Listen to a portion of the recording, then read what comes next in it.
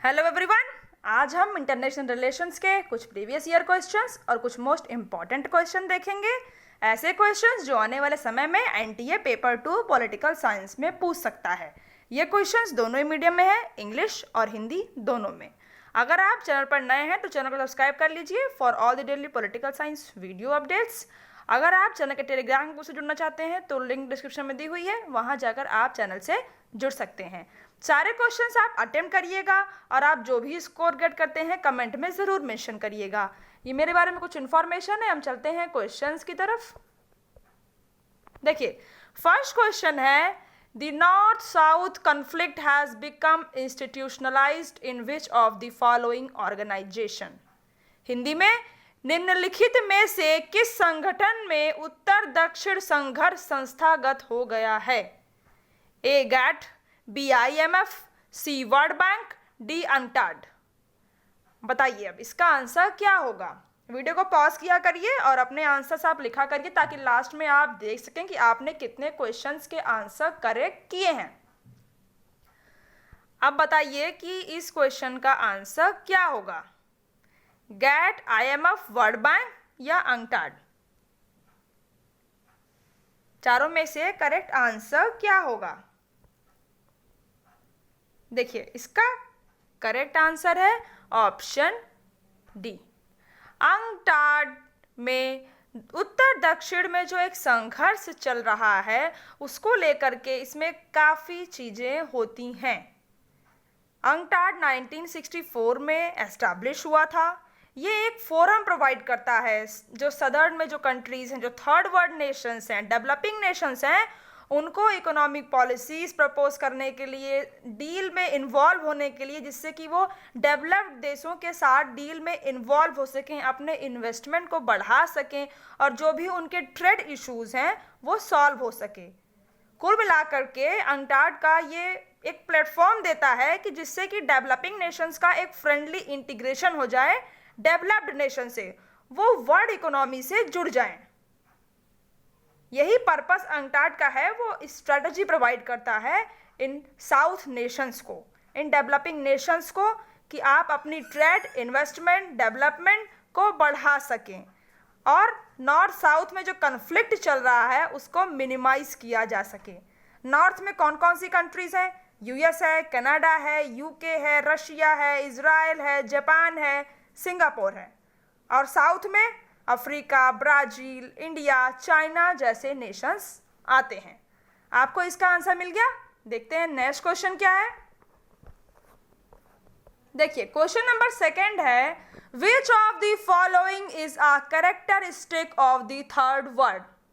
निम्नलिखित में से तीसरी दुनिया की विशेषता क्या है? 2 पॉइंट्स आपको दिए हुए हैं। पहला पॉइंट है, they have no shortage of resources, उनके पास संसाधनों की कोई कमी नहीं रहती। सेकंड है, problem of mall nutrition exists, कुपोषण की समस्या विद्यमान रहती है। अब आप बताइए कि इन दोनों में से थर्ड वर्ल्ड की क्या विशेषता है? केवल 2 या केवल 1 या 1 और 2 दोनों, या फिर एक भी नहीं? तीसरी दुनिया के बारे में ये क्वेश्चन है। आप इसका आंसर बताइए कि क्या होगा। थर्ड वर्ल्ड के बारे में आपसे ये क्वेश्चन पूछ रहा है कि उसकी विशेषता क्या होती है। क्या उनके पास संसाधनों की कोई कमी नहीं रहती है? क्या वहाँ पर कुपोषण की समस्या ज़्यादा होती है? अब आप बताइए कि इसका आंसर क्या होगा। स्टेटमेंट वाइज आप देखिए, पहला स्टेटमेंट देखिए, फिर सेकेंड स्टेटमेंट देखिए और सोचिए कि तीसरी दुनिया में, थर्ड वर्ल्ड में, नेशंस में क्या क्या होता है। देखिए, सबसे पहले फर्स्ट स्टेटमेंट क्या कह रहा है, they have no shortage of resources, उनके पास संसाधनों की कोई कमी नहीं रहती। क्या ये बात तीसरी दुनिया के बारे में सही है? नहीं, गलत है। ये स्टेटमेंट बिल्कुल गलत है। थर्ड वर्ल्ड नेशंस वही हैं जिनके पास संसाधनों की कमी है, तकनीकों का अभाव है, उनके पास टेक्नोलॉजीज नहीं है, रिसोर्सेज नहीं है, वही है थर्ड वर्ल्ड नेशन। अब सेकेंड स्टेटमेंट क्या कह रहा है, problem of mall nutrition exists, कुपोषण की समस्या विद्यमान रहती है। क्या ये सही है? ये बिल्कुल सही स्टेटमेंट है। थर्ड वर्ड में कुपोषण की समस्या हो या एजुकेशन से रिलेटेड प्रॉब्लम्स हो या अनएम्प्लॉयमेंट हो या हेल्थ रिलेटेड प्रॉब्लम हो, ये वहाँ पर रहती हैं। पहले तो आप थर्ड वर्ड समझ लीजिए कि ये किसके बारे में बात कर रहा है। पहले जब था तब थर्ड वर्ड को हम समझते थे कि थर्ड वर्ड वो नेशंस हैं जिन्होंने कोल्ड वॉर के समय ना ईस्ट ब्लॉक ज्वाइन किया ना वेस्ट ब्लॉक, ना यूएसए ना यूएसएसआर, और नाम बना करके शामिल हो गए उनमें, वो नेशंस थर्ड वर्ल्ड हैं। पर करंटली में थर्ड वर्ल्ड का मतलब बहुत चेंज हो गया है। अब थर्ड वर्ल्ड में ऐसे नेशंस हैं जो डेवलपिंग क्राइटेरिया में आते हैं, जैसे कि अफ्रीका है, एशिया, लैटिन अमेरिका के कंट्रीज हैं, उन्हें हम थर्ड वर्ल्ड नेशंस कहते हैं। जहाँ पर लैक ऑफ मनी रिसोर्स हो, ब्रोकन इंफ्रास्ट्रक्चर हो, वो लगातार वॉर में इन्वॉल्व रहते हो, वहाँ पर भूखमरी की बहुत ज़्यादा समस्या हो, इनइक्वालिटी एग्जिस्ट करती हो, वो थर्ड वर्ल्ड नेशंस हैं। अब इसका करेक्ट आंसर क्या हो जाएगा? Only second statement is correct. देखते हैं नेक्स्ट क्वेश्चन क्या है। देखिए थर्ड क्वेश्चन है, who established the lesson learn and reconciliation? किसने सामंजस्यकारी आयोग स्थापना की? आपको बताना है कि सामंजस्यकारी आयोग की स्थापना किसने की थी। ए है मैत्रीपाला श्रीसेना, बी है महिंदा राजपक्षा, सी है गोटाबाया राजपक्षा, डी है वेलुपिल्ला प्रभाकरन। अब बताइए इसका आंसर क्या होगा। लेसन लर्न एंड रिकंसिलिएशन आपसे पूछ रहा है कि इसकी स्थापना किसने की थी। आपको 4 नेम मेंशन है, आप बताइए कि इसका आंसर क्या होगा।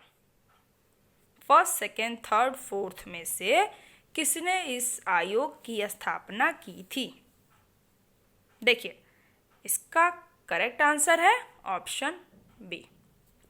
महिंदा राजपक्षा ने 2010 में ये कमीशन अपॉइंट किया था लेसन लर्न एंड रिकंसिलिएशन का। किस लिए अपॉइंट किया था? इंक्वायरी के लिए।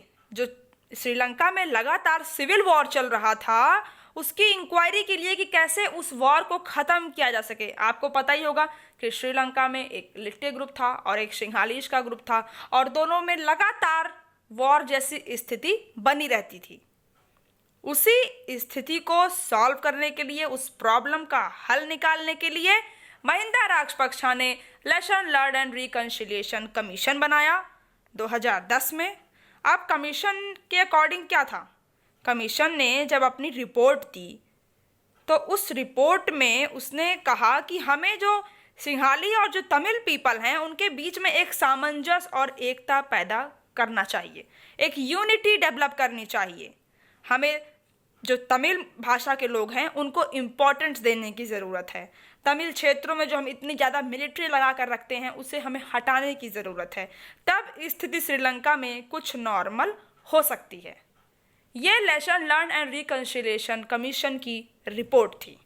इस रिपोर्ट को अदर जो कंट्रीज़ थी उन्होंने बहुत प्रेज़ किया, इवन इंडिया ने भी इसको काफ़ी प्रेज़ किया, पर ह्यूमन राइट कमीशन ने इसे क्रिटिसाइज़ किया, कह करके कि इस आयोग की रिपोर्ट्स के बावजूद तमिलियंस की प्रॉब्लम सॉल्व नहीं हो रही है श्रीलंका में। अभी भी वहाँ पर जो तमिल के लोग हैं उनको अधिकार नहीं प्राप्त हो रहा है। यही कहकर मानव अधिकार आयोग ने इस रिपोर्ट को क्रिटिसाइज किया था जो इस आयोग ने दी थी। आपको इसका आंसर मिल गया। देखते हैं नेक्स्ट क्वेश्चन क्या है। देखिए फोर्थ क्वेश्चन में विच स्टेटमेंट इज करेक्ट, आपको बताना है कि कौन सा स्टेटमेंट सही है। फर्स्ट है UNICEF is one such organisation whose aim is to liberalise international trade. UNICEF एक ऐसा संगठन है जिसका उद्देश्य अंतर्राष्ट्रीय व्यापार को उदार बनाना है। सेकेंड है इंटरकनेक्शन और rapid integration between countries is known as socialism. देशों के बीच परस्पर संपर्क या तेजी से एकीकरण को समाजवाद के रूप में जाना जाता है। अब आप बताइए कि कौन सा स्टेटमेंट सही है।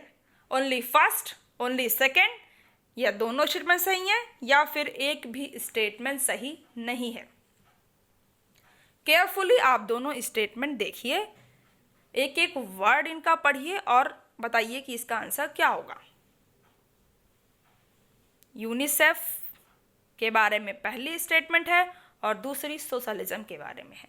अब आप बताइए कि क्या सही है। देखिए, सबसे पहले हम देखते हैं स्टेटमेंट फर्स्ट को। ये क्या कह रहा है कि यूनिसेफ एक ऐसा संगठन है जिसका उद्देश्य अंतर्राष्ट्रीय व्यापार को उदार बनाना है। क्या ये बात यूनिसेफ के बारे में सही है? बिल्कुल गलत है। यूनिसेफ का ये काम नहीं है कि वो अंतर्राष्ट्रीय व्यापार को लिबरलाइज करे, उसे और ज़्यादा इजी बनाए। ये काम यूनिसेफ का नहीं है, ये काम WTO का है, जिसकी स्थापना 1995 में हुई थी बाय माराकेश एग्रीमेंट।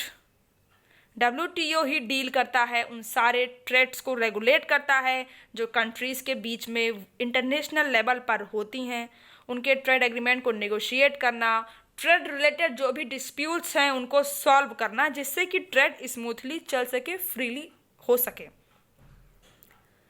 ये काम यूनिसेफ का तो बिल्कुल भी नहीं है। इस तरह ये स्टेटमेंट गलत हो गई। सेकेंड स्टेटमेंट क्या कह रही है कि इंटरकनेक्शन और rapid integration between countries is known as socialism, यानी कि जब देशों के बीच में परस्पर संपर्क या तेजी से एकीकरण होता है तो उसे हम समाजवाद कहते हैं। बिल्कुल गलत, इसे हम समाजवाद नहीं कहते। ये ग्लोबलाइजेशन की डेफिनेशन दी हुई है, भूमंडलीकरण की। ये ग्लोबलाइजेशन नहीं है, ये सोशलिज्म नहीं है। ग्लोबलाइजेशन में होता है कि वहाँ पर मार्केट्स को इंटीग्रेट करा जाता है, ग्लोबल इकोनॉमी पे फोकस किया जाता है, और जो एक राष्ट्र दूसरे राष्ट्र हैं उनके बीच में कनेक्शन, वो ग्लोबलाइजेशन से संभव होता है। ये सोशलिज्म की गलत डेफिनेशन। यहाँ पे सोशलिज्म नहीं, यहाँ पे ग्लोबलाइजेशन होना चाहिए था। अब इसका आंसर क्या हो जाएगा? फर्स्ट स्टेटमेंट गलत है और सेकंड भी गलत है, यानी कि none of the above statements are correct. पहली स्टेटमेंट WTO को डिफाइन कर रही थी, ना कि यूनिसेफ को, और दूसरी डेफिनेशन सोशलिज्म को नहीं, ग्लोबलाइजेशन को डिफाइन कर रही है। आपको इसका आंसर मिल गया। देखते हैं नेक्स्ट क्वेश्चन क्या है। देखिए, fifth question, which of the following statement is correct about intergovernmental panel on climate change IPCC? जलवायु परिवर्तन पर अंतर सरकारी पैनल के बारे में निम्नलिखित में से कौन सा कथन सही है? आपको बताना है IPCC के बारे में कौन सा स्टेटमेंट सही है। A, IPCC was established in 1988। IPCC की स्थापना 1988 में हुई थी। B, IPCC does not evaluate the risk of climate change on human। IPCC मानव पर जलवायु परिवर्तन के जोखिम का मूल्यांकन नहीं करता है। सी, IPCC published its first report in 1989। IPCC ने 1989 में अपनी पहली रिपोर्ट प्रकाशित की। बताइए कि IPCC के बारे में कौन सा स्टेटमेंट सही है। डी है all of the above, all ABC statements are correct. अब आप बताइए इसका आंसर क्या होगा। IPCC देखिए आपके सिलेबस में है और आप इसे पढ़े भी होंगे। जिसने नहीं पढ़ा है उसे भी आज IPCC के बारे में कुछ पता चलेगा, कुछ नया पता चलेगा। जिसने पढ़ रखा है उसका रिवीजन हो जाएगा, वो इस क्वेश्चन का आंसर आसानी से कर सकता है। बताइए IPCC के बारे में कौन सी बात सही है। ABCD। देखिए स्टेटमेंट वाइज देखा करिए आप। सबसे अच्छा तरीका होता है एलिमिनेशन मेथड। अगर आपको किसी टॉपिक के बारे में कुछ आता है तो आप देखते हैं एक एक पॉइंट दिखा करिए, ये है या ये नहीं है, ये है या नहीं है, तो आप अपने आप आंसर आसानी से कर ले जाएंगे। अब देखिए सबसे पहले हम ए देखते हैं। IPCC was established in 1988। IPCC की स्थापना 1988 में हुई थी। ये स्टेटमेंट सही है। बी है IPCC does not evaluate the risk of climate change on human. IPCC मानव पर जलवायु परिवर्तन के जोखिम का मूल्यांकन नहीं करता। ये स्टेटमेंट सही है या गलत? ये बिल्कुल गलत स्टेटमेंट है। बल्कि वो तो करता है, उसकी तो स्टडी क्लाइमेट चेंज के ही आसपास रहती है। आईपीसीसी देखिए एक साइंटिफिक गवर्नमेंट बॉडी है, यूएन के अंदर वर्क करती है। इसे एस्टैब्लिश करने के पीछे वर्ल्ड मेट्रोलॉजिकल ऑर्गेनाइजेशन और यूनाइटेड नेशन एनवायरनमेंट प्रोग्राम का हाथ था। इन दो ऑर्गेनाइजेशंस ने इसको एस्टैब्लिश करने में इम्पॉर्टेंट रोल दिया था। ये यूएन के अंदर की बॉडी है एक, और ये अपनी रिपोर्ट पेश करती है साइंटिफिक डेवलपमेंट की जो अक्रॉस द वर्ल्ड होते हैं उन पर। इसका तो मेन वर्क ही यही है, to collect the information about human induced climate change. मानव की वजह से जो भी जलवायु परिवर्तन हो रहे हैं उन पर ये रिपोर्ट लाती है कि उसका क्या इम्पैक्ट क्लाइमेट पर हो रहा है, ह्यूमंस पर हो रहा है, इस पर ये रिपोर्ट लाती है। तो सेकंड स्टेटमेंट बिल्कुल गलत हो गया। सी है IPCC publish it's first report इन 1989। ये बात भी बिल्कुल गलत है। आईपीसीसी ने अपनी पहली रिपोर्ट 1990 में लाई थी, 1990 में। और 2007 में एडिशनल इंफॉर्मेशन है, 2007 में आईपीसीसी को नोबेल प्राइज भी मिला था। यानी इसका करेक्ट आंसर क्या था? Option A. सिर्फ ये कि आईपीसीसी की स्थापना 1988 में हुई थी। बाकी बी गलत है और सी भी गलत है, क्योंकि इसकी फर्स्ट रिपोर्ट 1990 में प्रकाशित हुई थी। आपको इसका आंसर मिल गया। देखते हैं नेक्स्ट क्वेश्चन क्या है। देखिए सिक्स्थ क्वेश्चन है, When was the Universal Declaration of Human Rights issued by the United Nations? संयुक्त राष्ट्र द्वारा मानवाधिकार का सार्वभौमिक घोषणा पत्र कब जारी किया गया? यह क्वेश्चन आपके लिए बहुत ज्यादा आसान होने वाला है। ए 10 दिसंबर 1945, बी 9 दिसंबर 1946, सी 11 दिसंबर 1948, डी 10 दिसंबर 1948। बताइए कि यूएन ने ये कब इशू किया था अपना universal declaration of human rights? A B C D में से आपको बताना है कि करेक्ट क्या है। आपको 4 ऑप्शंस दिए हैं डेट और ईयर के साथ। एग्जैक्ट आंसर आप इसका बताइए कि क्या होगा। बहुत ज़्यादा आसान क्वेश्चन है ये। यूएन के बारे में अगर आपने पढ़ा है तब आप इसका आंसर आसानी से कर सकते हैं। देखिए इसका करेक्ट आंसर है ऑप्शन डी। 10 दिसंबर 1948 को यूनाइटेड नेशन ने universal declaration of human rights issue किया था। किस लिए किया था?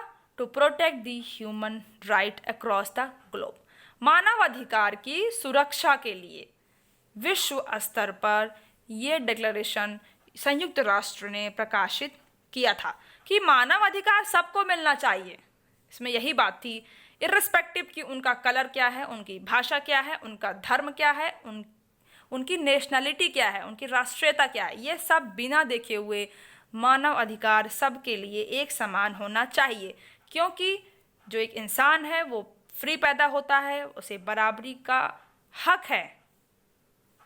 और साथ ही साथ इस घोषणा पत्र में स्लेवरी को प्रोहिबिट करने की बात कही गई थी कि दास्ता खत्म होनी चाहिए और फ्रीडम ऑफ मूवमेंट, रेसिडेंस ये मिलना चाहिए।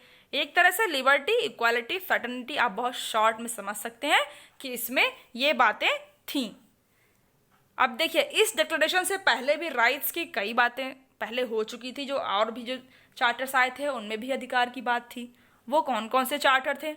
मैग्ना कार्टा सबसे पहले जिसने मानव अधिकार की बात की 1215 में, फिर अमेरिकन डिक्लेरेशन ऑफ इंडिपेंडेंस 1776 में, बिल ऑफ राइट्स 1791 और फ्रेंच डिक्लेरेशन 1789, और उसके बाद आया universal declaration of human rights, मानव अधिकार का सार्वभौमिक घोषणा पत्र 10 दिसंबर 1948 को। अब जिस समय ये यूएन से रेटिफाई हुआ था उस समय यूएन में 58 मेंबर थे, लेकिन इसको सिर्फ 48 नेशंस ने रेटिफाई किया था। आपको इसका आंसर मिल गया। देखते हैं नेक्स्ट क्वेश्चन क्या है। देखिए 7th question, what is agenda 21? A, it is UN action plan against terrorism, यह आतंकवाद के खिलाफ संयुक्त राष्ट्र की कार्य योजना है। B, it is outcome of 1992 Earth Summit, या 1992 के पृथ्वी शिखर सम्मेलन का परिणाम है। C, it is America's operation against Soviet Union, या सोवियत संघ के खिलाफ अमेरिका का ऑपरेशन है। D, it is adopted by UN Security Council, इसे संयुक्त राष्ट्र सुरक्षा परिषद ने अपनाया है। आपको यहाँ पर एजेंडा 21 के बारे में बताना है कि ये है क्या। ए, बी, सी, डी, चारों ऑप्शंस में से आप इसका आंसर बताइए कि क्या है एजेंडा 21। ये भी आपके सिलेबस में है, इसलिए आपको इसके बारे में पता होना चाहिए कि ये क्या है एजेंडा 21। ए, बी में, सी, डी में से बताइए कि क्या है। क्या ये यूएन का एक्शन प्लान है आतंकवाद के खिलाफ? क्या ये पृथ्वी शिखर सम्मेलन से निकला है? क्या ये सोवियत संघ के खिलाफ अमेरिका का कोई ऑपरेशन है? या ये संयुक्त राष्ट्र सुरक्षा परिषद ने इसे अपनाया था? बताइए इसका आंसर क्या होगा। देखिए इसका करेक्ट आंसर है option B, it is outcome of 1992 earth summit. Agenda 21 एक नॉन बाइंडिंग एक्शन प्लान है यूएन का सस्टेनेबल डेवलपमेंट के लिए, धारणीय विकास को लेकर के ये प्लान यूएन ने लाया। कब? 1992 में अर्थ समिट हुई थी रियो डी जेनेरो ब्राजील में, वहीं से एजेंडा 21 निकला है। यह 351 पेज का डॉक्यूमेंट है जिसमें कि 40 चैप्टर्स हैं। आपको समझ में आ गया कि ये क्या है। ये धारणीय विकास के लिए एक एक्शन प्लान था, पर ये नॉन बाइंडिंग है। ये भी आपके लिए इंपॉर्टेंट है जानना। आपको एग्जाम में ये बात फंसा सकती है कि ये बाइंडिंग है या नॉन बाइंडिंग है। ये नॉन बाइंडिंग है, जरूरी नहीं है कि हर राष्ट्र इसको फॉलो करे। ये एक नॉन बाइंडिंग एक्शन प्लान है। कहाँ पर बना था ये Earth Summit 1992 Rio de Janeiro Brazil से निकला था। आपको इसका आंसर मिल गया। देखते हैं नेक्स्ट क्वेश्चन क्या है। देखिए 8th question, who is the member country of IBSA? IBSA के सदस्य देश कौन है आपको बताना है। A, Indonesia, Brazil, South Africa. B, Indonesia, South Africa, Italy. C, Indonesia, Bangladesh, South Africa. D, Brazil, South Africa, और यहाँ पे साउथ अफ्रीका 2 बार हो गया, यहाँ पर आप इंडिया ऐड कर लीजिए। Brazil, South Africa, India. बताइए अब इसका आंसर क्या होगा। 3 नेशंस का यहाँ पर ग्रुप है। आपको बताना है कि IBSA के सदस्य देश कौन से हैं। क्या वो इंडोनेशिया, ब्राजील, साउथ अफ्रीका हैं? क्या Indonesia, South Africa, Italy, Indonesia, Bangladesh, South Africa, या ब्राजील, साउथ अफ्रीका और इंडिया? बताइए इसका आंसर क्या होगा। IBSA, क्या आपने इस ग्रुप के बारे में पहले पढ़ा है? अगर आपने पढ़ा है तो आप विदिन अ सेकेंड इसका आंसर कर सकते हैं। देखिए इसका करेक्ट आंसर है option C, Brazil, South Africa और इंडिया। IBSA को आप समझिए, इंडिया, ब्राजील, साउथ अफ्रीका, ये वर्ड क्लियरली इन 3 नेशंस को मेंशन कर रहा है। ये देखिए ये बना कब, इसका आइडिया कहाँ से आया। देखिए ये एक यूनिक फोरम है जिसका मकसद था इन 3 कंट्रीज़ को साथ लाना, क्योंकि ये तीनों ही कंट्रीज़ एक मेजर इकोनॉमीज़ हैं, एक लार्ज डेमोक्रेसीज़ हैं, पर ये तीनों ही कहीं ना कहीं सिमिलर चैलेंजेस फेस कर रही थी।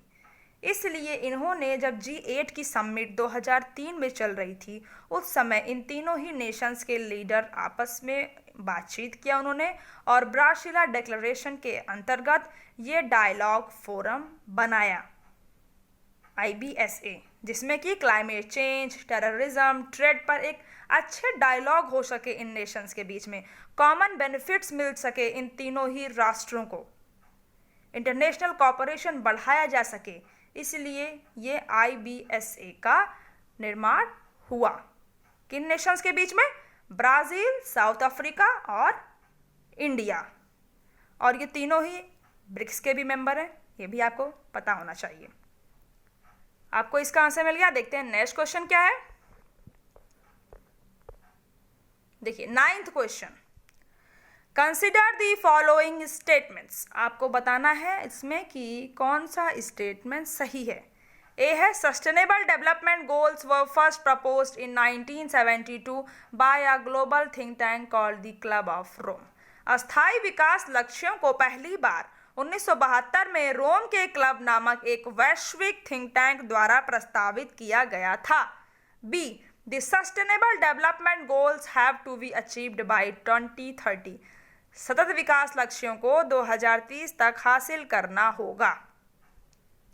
बताइए कि ये सस्टेनेबल डेवलपमेंट गोल्स के बारे में कौन सा स्टेटमेंट सही है। ए सही है या केवल बी सही है या दोनों ही सही हैं या फिर एक भी स्टेटमेंट सही नहीं है। बताइए। ये IR का भी पार्ट है और इन्वायरमेंट का भी पार्ट है, बट ये आपके सिलेबस में है, इसलिए आप इसे अदरवाइज बिल्कुल मत लीजिए।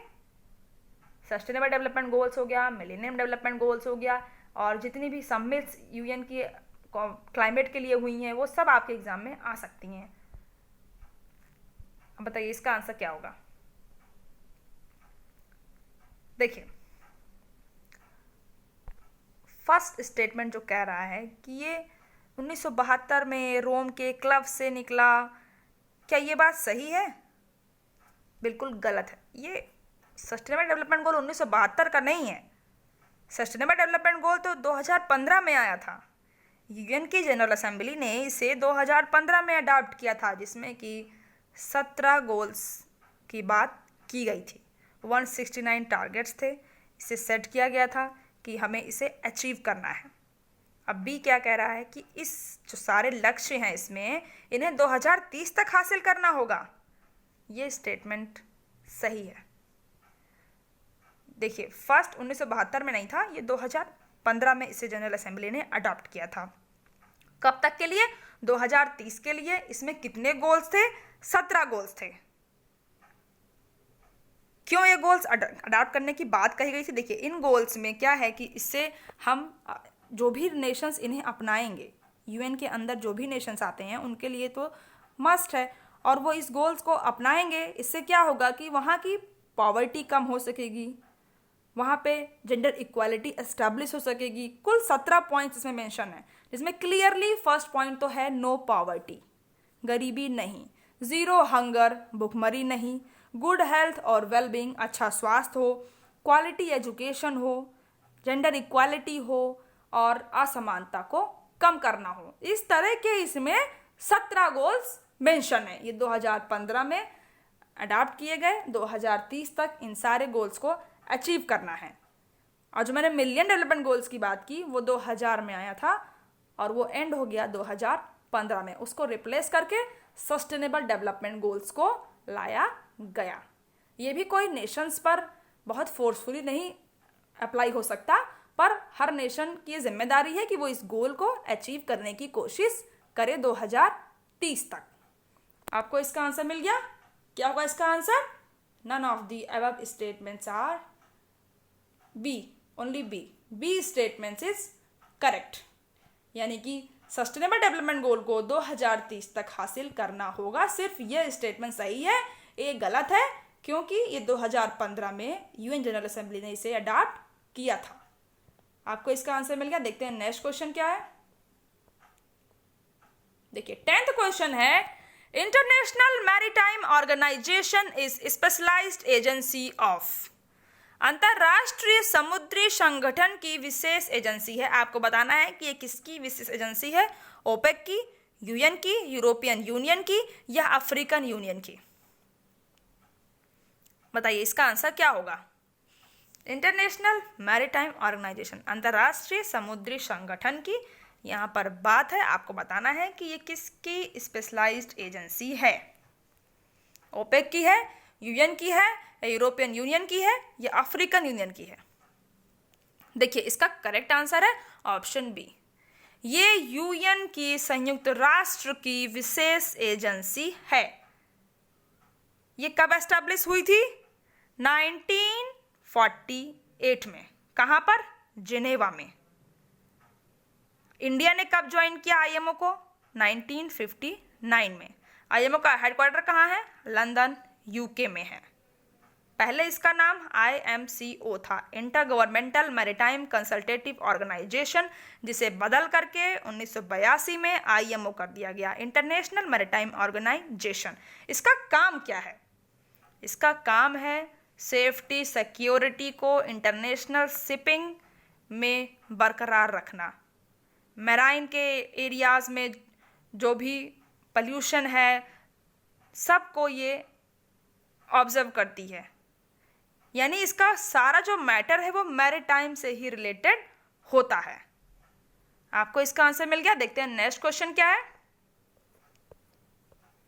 देखिए 11th क्वेश्चन है, विच of the following country is not a member of European union?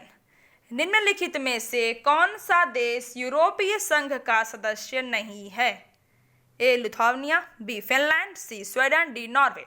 European Union के बारे में आपने बहुत पढ़ा होगा।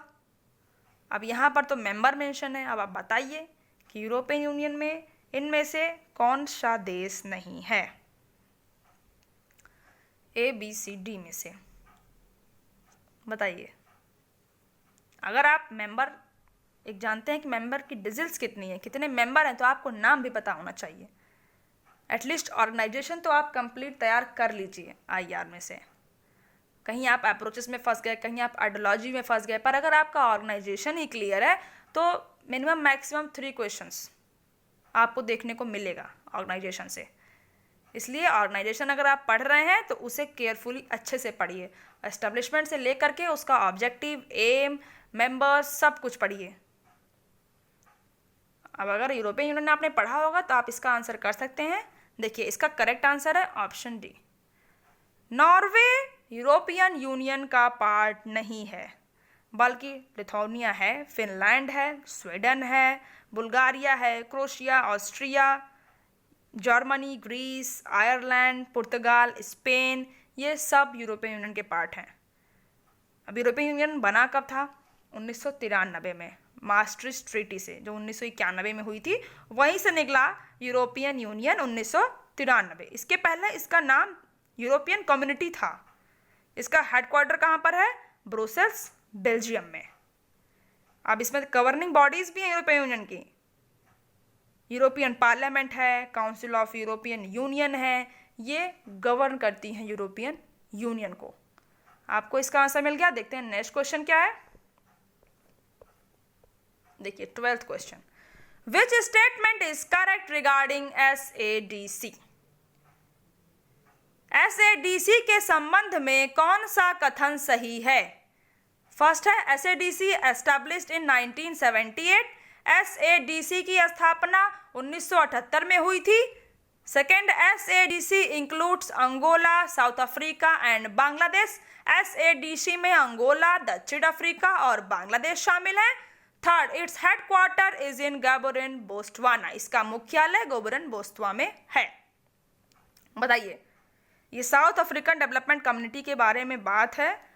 दक्षिण अफ्रीकी विकास समुदाय के बारे में कौन सा कथन सही है? फर्स्ट, सेकेंड, थर्ड बताइए। ये ऑर्गेनाइजेशन भी आपके लिए इंपॉर्टेंट है। अब इसका आंसर बताइए क्या होगा। देखिए स्टेटमेंट वाइज देखिए। सबसे पहले स्टेटमेंट क्या कह रहा है? SADC established in 1978। क्या दक्षिण अफ्रीकी विकास समुदाय 1978 को एस्टैब्लिश हुआ था? ये गलत है। हुआ था पर एक साल बाद, 1979 में। सेकेंड है SADC includes Angola, South Africa and Bangladesh. क्या दक्षिण अफ्रीकी विकास समुदाय में अंगोला, साउथ अफ्रीका और बांग्लादेश है? ये गलत है। बांग्लादेश इसका सदस्य नहीं है। कौन कौन से देश के सदस्य हैं? अंगोला है, बोस्टवाना है, कॉन्गो है, मेडागास्कर है, मॉरिशस है, माली है, सेशल्स है, साउथ अफ्रीका है, जाम्बिया है, पर बांग्लादेश इसका मेंबर नहीं है। Third, its headquarter is in Gaborone, Botswana. इसका मुख्यालय गाबोरेन, बोस्टवाना में है। ये स्टेटमेंट बिल्कुल सही है। इसका करेक्ट आंसर क्या हो जाएगा? ओनली 3, यानी केवल थर्ड स्टेटमेंट सही है। बाकी फर्स्ट गलत है क्योंकि 1979 को एस्टैब्लिश हुआ था। सेकंड गलत है क्योंकि इसमें बांग्लादेश मेंबर नहीं है। ये देखिए, SADC एक दक्षिण अफ्रीकी देशों का संगठन है। इसमें सदस्य राज्यों के बीच में आर्थिक सहयोग को लेकर के, एकीकरण को लेकर के, पीस सिक्योरिटी को लेकर के ये बनाया गया है। इसकी मीटिंग एनुअली ऑर्गेनाइज होती है। आपको इसका आंसर मिल गया। देखते हैं नेक्स्ट क्वेश्चन क्या है।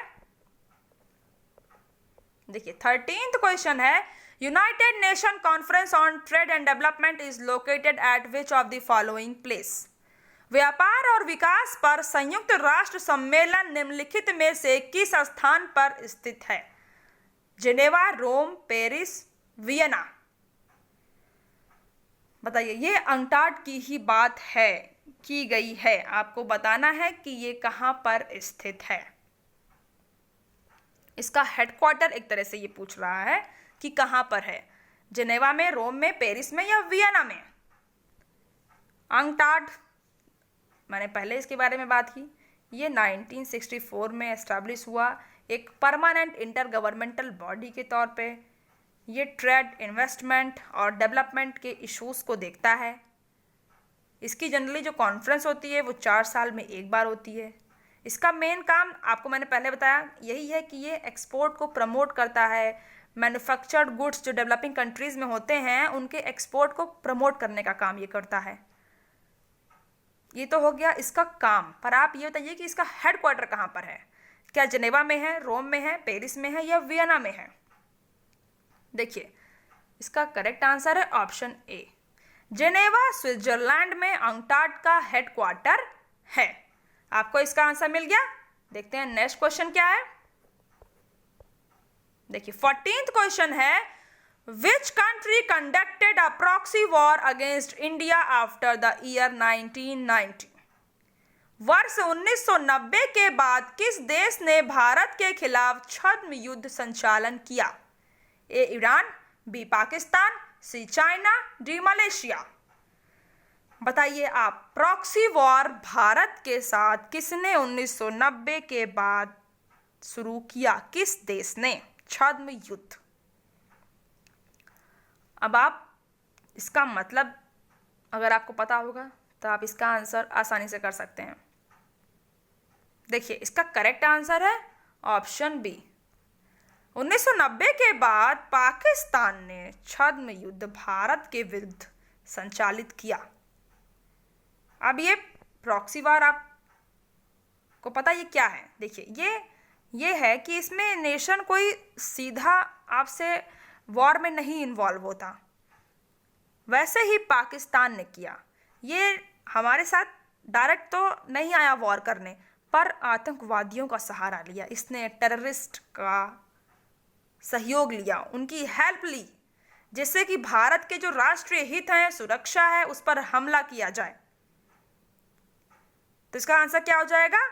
पाकिस्तान।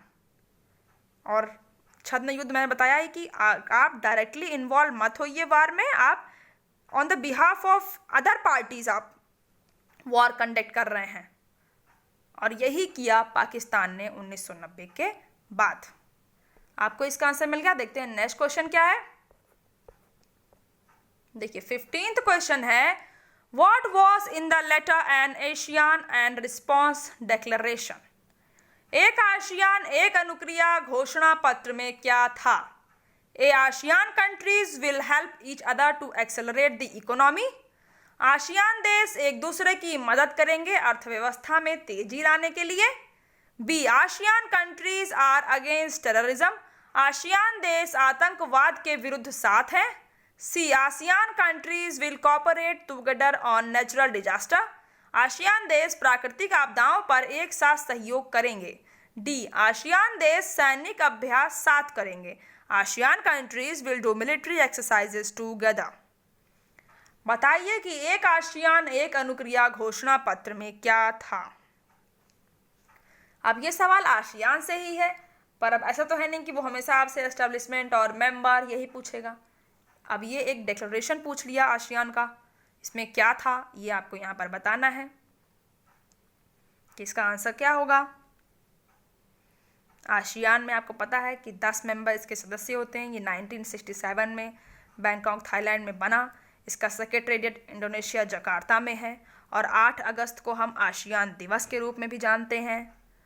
और आसियान का फ्री ट्रेड एग्रीमेंट भी है India, China, Japan, south Korea, Australia, New Zealand के साथ। पर अब जो क्वेश्चन यहाँ कर रहा है वो थोड़ा सा अलग है। वो ये पूछ रहा है कि आसियान एक अनुक्रिया घोषणा पत्र में क्या था। देखिए, इसका करेक्ट आंसर है ऑप्शन सी। इसमें आसियान देशों ने ये बात कही कि हम प्राकृतिक आपदाओं पर एक साथ सहयोग करेंगे। अगर किसी भी आसियान मेंबर को नेचुरल डिजास्टर फेस करना पड़ रहा है तो हम सारे नेशंस मिल करके उसकी हेल्प करेंगे। आपको इसका आंसर मिल गया। देखते हैं नेक्स्ट क्वेश्चन क्या है। देखिए 16th question, which country is not included in India's look east policy. Bharat की पूर्व की ओर देखो नीति में कौन सा देश शामिल नहीं है। A Japan, B Malaysia, C Maldives, D Thailand. Look east policy में आपको बताना है कि इनमें से कौन सा देश शामिल नहीं है। Japan, Malaysia, Maldives, Thailand. देखिए ए बी सी डी है, आपको लुक ईस्ट में बताना है कि लुक ईस्ट पॉलिसी भारत की जो थी उनमें इनमें से कौन सा देश नहीं है।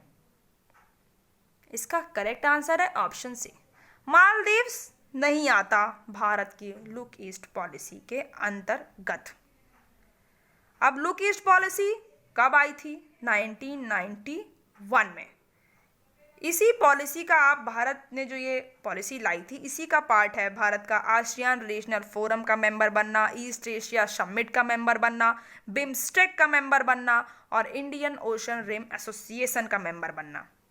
हालांकि बाद में लुक ईस्ट को एक्ट ईस्ट पॉलिसी कर दिया गया 2014 में, जहां पर ईस्ट एशिया समिट हो रही थी म्यांमार में, वहीं पर इसका नाम बदल करके एक्ट ईस्ट पॉलिसी कर दिया गया। अब देखिए लुक ईस्ट पॉलिसी लाया क्यों गया था? इसे लाया गया था जिससे कि हम अपने इकोनॉमिक इंटीग्रेशन को बढ़ा सकें साउथ ईस्ट एशियन कंट्री के साथ।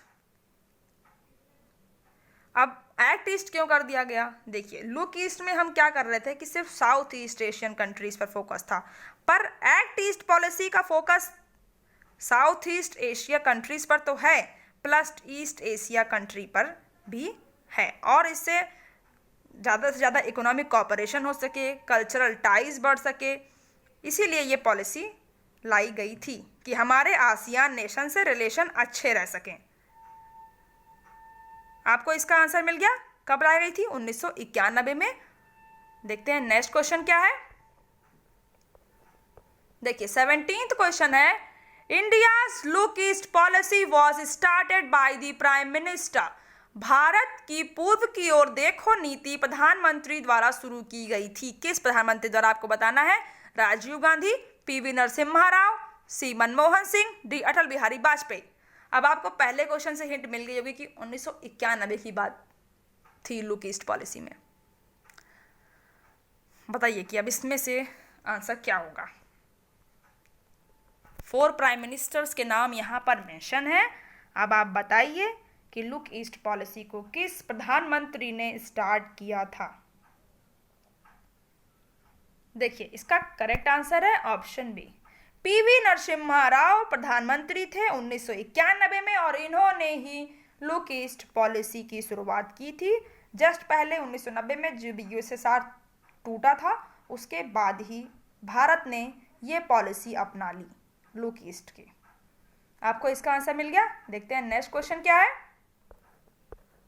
देखिए 18th question, gulf cooperation council was originally formed by. खाड़ी सहयोग परिषद मूल रूप से किसके द्वारा बनाई गई थी? A Bahrain, Kuwait, Oman, Saudi Arabia and UAE, B second world nations, C third world nations, D fourth world Nations.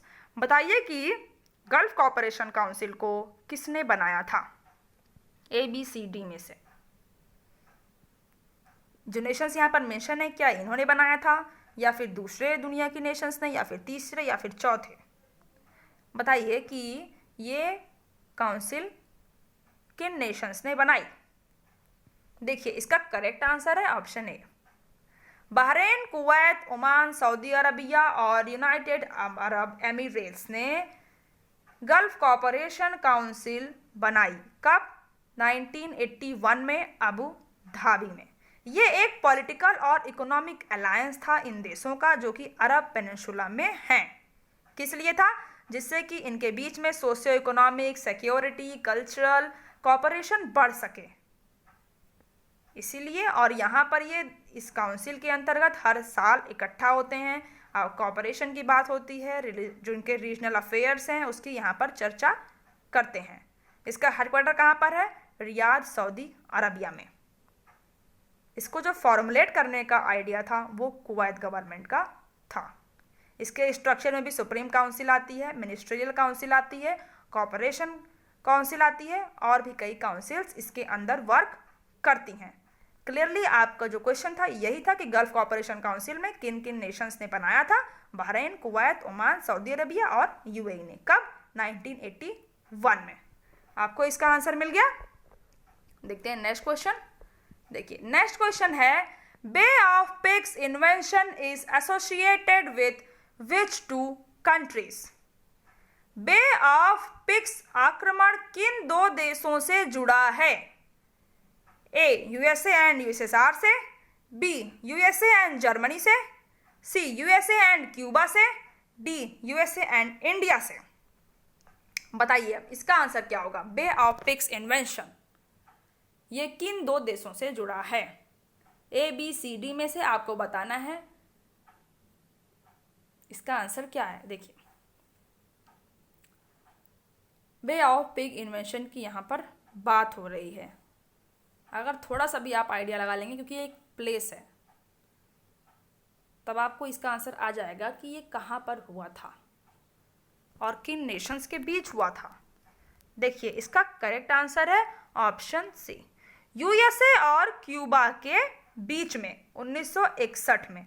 एक तरह से यूएस ने सर्जिकल स्ट्राइक की थी क्यूबा पर, और क्यूबा पर रूल कौन कर रहा था उस समय? फिडेल कास्ट्रो। और यूएस में कौन थे प्रेसिडेंट? केनेडी। और इन्होंने क्यूबा पर एक तरह से इन्वेंशन किया इस प्लान के अंतर्गत, क्योंकि क्यूबा एक अच्छे रिलेशन बिल्ड कर रहा था किससे? यूएसएसआर से, क्योंकि उस समय तो कोल्ड वॉर चल रहा था ना, रशिया और अमेरिका के बीच में। और यही डर था अमेरिका को, कहीं क्यूबा रशिया की तरफ ना चला जाए। आपको इसका आंसर मिल गया। देखिए, आज क्वेश्चंस इतने ही थे।